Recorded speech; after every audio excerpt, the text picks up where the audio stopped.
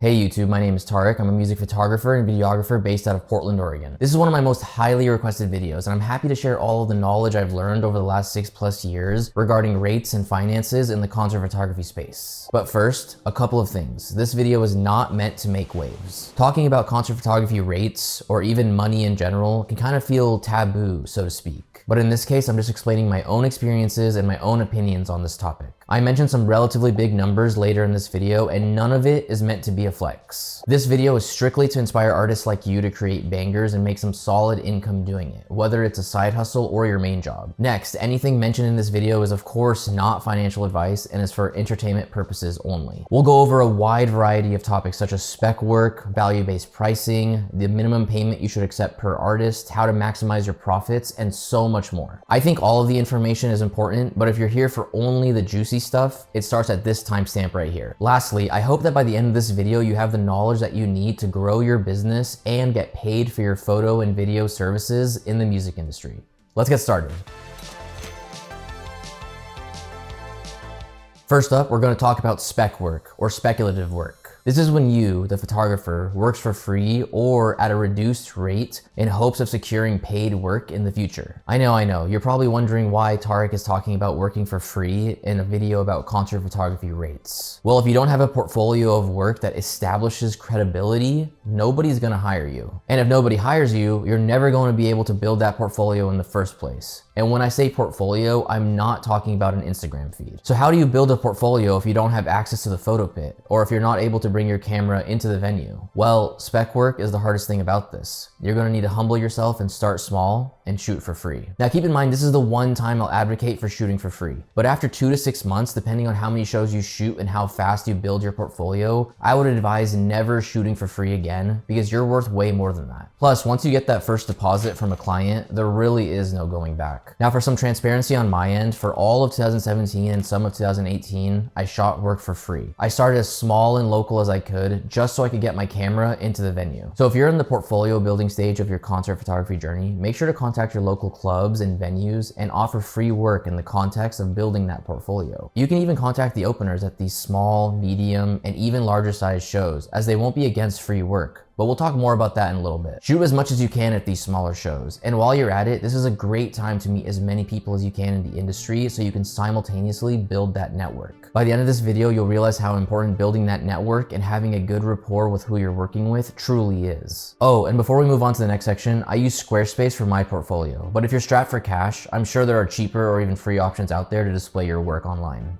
Next up, how to know when to start charging for your services. And this pertains to both photo and video. There's going to be a point in your concert photography journey where some manager or artist is going to ask you, what's your rate? If you haven't been paid as a concert photographer yet, or you're not used to charging money in general, a natural response to this is declining the payment or offering more free work. Here's why that's the wrong thing to do. You deserve to be paid when your photography does the work that the client needs. Period. Never talk yourself out of being valued. At that point, the person who's asking for your rate saw your portfolio and thought you were worthy enough for not just a job, but for payment as well. There is no magic threshold where at one point you're an amateur and at the other you're a professional that deserves to get paid. The real difference is in acknowledging your own worth as a photographer. But I mean, if you're still walking into a venue and don't understand how to shoot in low light or how to freeze a crowd with a fast shutter speed, then you gotta be a little realistic with yourself. But if you do know what you're doing with a camera, then the only other thing that matters is meeting the expectations of your client. The moment an artist or a manager wants your work or agrees to your services, that's when you know you're good enough to get paid. If your photos weren't good enough, you wouldn't have been asked what your rate is in the first place. In this case, the market is dictating your value. It's saying we want to pay you for your work because you've established that credibility. What doesn't dictate your value is the camera you're using or the imposter syndrome that you might be feeling. So when is the best time to start charging for your photography? The simple answer is when someone will pay you. Charge your services as a photographer when you know that your work will meet the needs of the client. It's fine to be nervous, but try to leave emotions out of it to the full extent that you're capable. Be honest in your capabilities and what you can deliver. It can be hard, but if someone is replying to your cold email offering to pay you,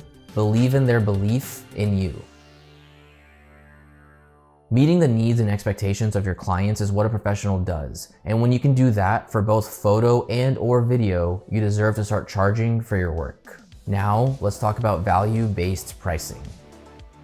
When you're getting into the music industry, you need to understand that every potential client is different. You're not going to charge the same amount of money for, let's say, an opener at a show as you would the headliner. And that's where value-based pricing comes into play. You're going to want to be cognizant of this because if you're working with an artist that has a larger following, team, and production, you're gonna charge a little more. But if you're working with a local DJ or opener that's trying to get their career off the ground, you can't expect to charge for the same amount. I mean, you can try, but they will simply not answer or offer what's in their budget, and it's safe to say that's usually around $50 at most. The idea is that you'll reach a point where you're only accepting bigger shows and bigger clients down the line. But in the beginning phases of getting paid, you have to be realistic of your rates with smaller artists. Look at these 2 tweets I kept a record of specifically for this section of this video. An artist named Josh Teed tweeted, "I love my photographer homies and will always be down to compensate for your work. But my brother in Christ, I cannot pay you half of my total booking fee." And here's the other tweet by a bass music producer named Neves. "Retweet if you make $100 or less a show as a local DJ producer. I want to see something." We're all creatives just trying to show our art to the world and make a living. So don't take a lowball counteroffer personally. I mean, you never should. It's just business in the end. All right, now in this 4th section, we're gonna talk about a topic that's so niche, but because I think it's important, I just had to squeeze it into this video so you have a full understanding of this type of work. And I titled this section,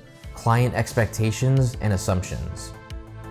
Now, what do I mean by this? I mean that if an artist hires you, there is this assumption that you will have whatever gear is necessary for the job, or that you'll find your own transportation to the venue if it's local. Things like that. Possible expectations and assumptions that you might experience from an artist or their manager are the following. That you'll prioritize their artist if you're working with multiple artists, like at a festival, for example. That you'll deliver most or all of the deliverables by noon next day. That you love the concert and festival life because no matter how much you get paid or how much you love photo and video, you are inevitably paying with your time in a lot of cases. If you traveled by plane, you're spending your own money for an Uber, Lyft, or rental car once you land. Same applies to the food you're eating because there's no per diem. This probably changes if you're on tour with a bigger artist. But at festivals, there's a good chance you'll get a catering pass for lunch. And one that I've definitely experienced is that you'll use a fisheye lens and things like that. So if you have to rent a lens beforehand, do it and include it in your rate beforehand.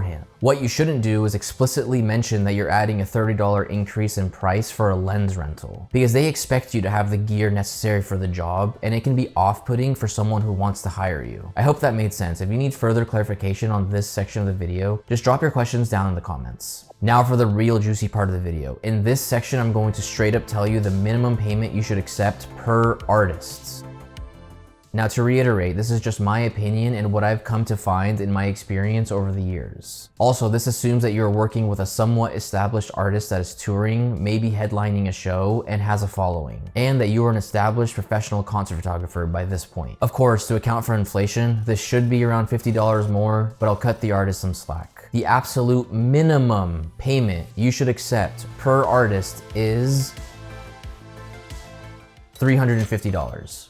No less. So if a manager asks you to shoot for 2 of their artists, you should at least be making $700. And this is for photo and video per artist. You can aim for higher, $400, even $500 per artist. But the higher you raise that rate, the higher the chance the manager says it's out of budget and you can lose out on the job, or the manager simply just doesn't reply to you. $350 per artist means that you are driving to their show, assuming it's somewhat local, shooting photo and video during their hour-long set, and editing up to 20 to 30 usable photos and 10 to 15 usable raw clips, and delivering the final assets to the manager via a Dropbox link by noon the following day. The deliverable quantities are subject to change depending on the artist or the agreement with the manager. And if shooting both photo and video at the same time sounds overwhelming, I got you covered with this video on my channel. I'll link it in the description so you can check it out at a later time. It has all of the information you need to know about hybrid shooting. Anyways, this begs the question, what if you're hired for a show or festival that's not local or driving distance? Well, that's where requesting travel and lodging comes into play.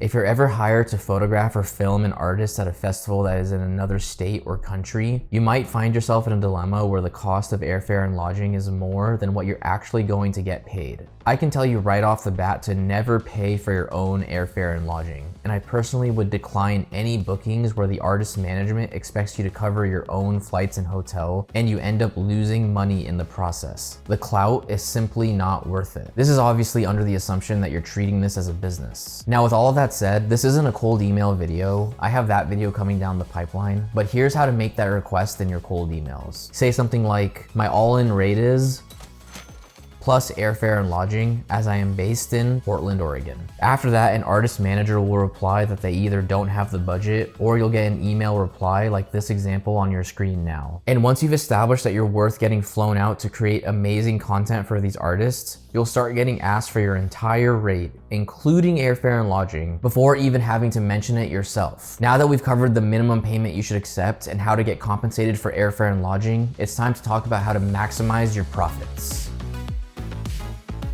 It's how I got paid $4,396 in just one weekend at a festival. Now, I'm not going to pretend this was easy. I did not sleep at all. My girlfriend would FaceTime me at 8 a.m. and I would still be editing photos and raw clips. But it just goes to show you that it is possible to get paid well if you're a professional and a hard worker. Now, there's two parts to maximizing your profits. Part one is to get booked for an artist or multiple artists at a festival by a single manager and have them agree to cover airfare and lodging. Once that's put into motion, the hotel is booked, the flight is booked, you can then begin reaching out to the managers of other artists on the lineup of that festival. Send your regular cold email like you normally would, but this time you need to include this one line after mentioning your rate. I will already be shooting at this festival, so no airfare, lodging necessary. This will get the attention of managers who are looking to save on media for their artists. And before I explain my anecdotal experience in more detail, I want you to keep in mind that you shouldn't bite off more than you can chew.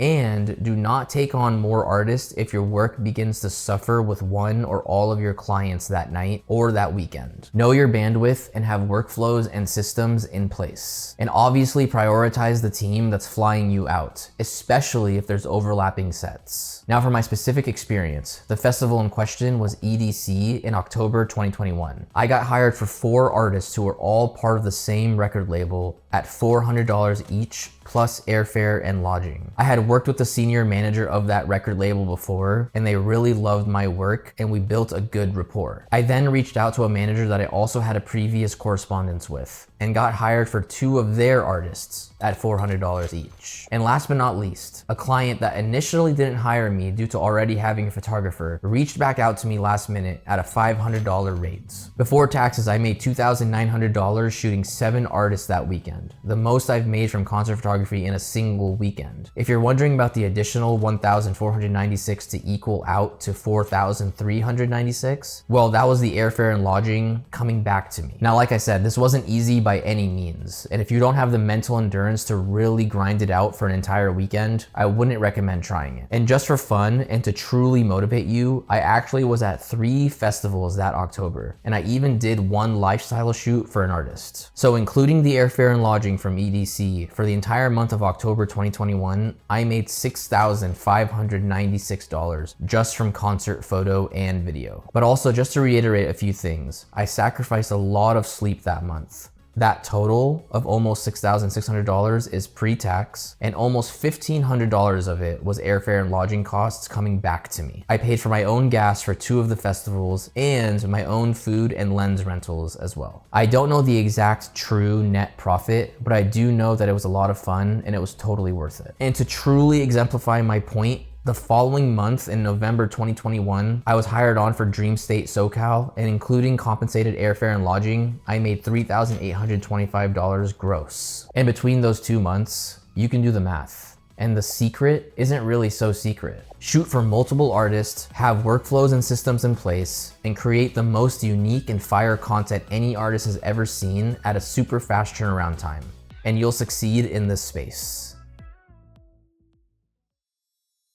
Now to wrap up the video, I have 2 questions from Instagram, starting with this one from Nick Visuals, and he asks, as a beginner, is it important to just work for the exposure, or is it important to get nominal money? I kind of covered this at the start of the video, but in the beginning, it's mostly important to build your portfolio and network and nail down the fundamentals of shooting photo and video inside of a concert venue. Shooting for exposure and getting photo creds on Instagram has such a low ROI in the beginning and shouldn't be your main priority. Also, as far as nominal money goes, in the building stages of your journey and with value-based pricing in mind, any payment is better than no payment. As long as your end goal is to set a reasonable minimum rate, and you'll decline anything, no matter how cool the job is, if they won't pay you what you believe you're worth. The second question is from AI Snapped, and he asked, do you change your rate for shows based on size of artist event and how far away it is? Yes, I do change my rate depending on the size of the artist. Sometimes it's really easy to tell if the artist is a small-time DJ or the DJs that are on the radio and basically pop stars at this point. So I'll adjust my rate accordingly, or I just won't reach out to smaller artists in this point of my career. It just wouldn't be worth my time. But speaking of time, just like I mentioned earlier in this video, you will inevitably be paying with your time in this type of work, whether you're flying across the country or driving 5 hours to the Gorge Amphitheater. This is just another one of those expectations and assumptions of the client. If you think you should be getting paid more because of the distance traveled, then raise your rate accordingly. But remember, the higher the rate, the higher the chance your client reaches out to someone cheaper and more local instead. Thank you for watching, liking, and subscribing, guys. I truly hope you found the information in this video valuable. Leave any lingering questions down in the comments and I'll answer all of them. Now, there is one more secret to getting more paid concert photography gigs, and it was a major catalyst for me when I started doing it. Find out what it is in this video on the screen now. I'll see you there.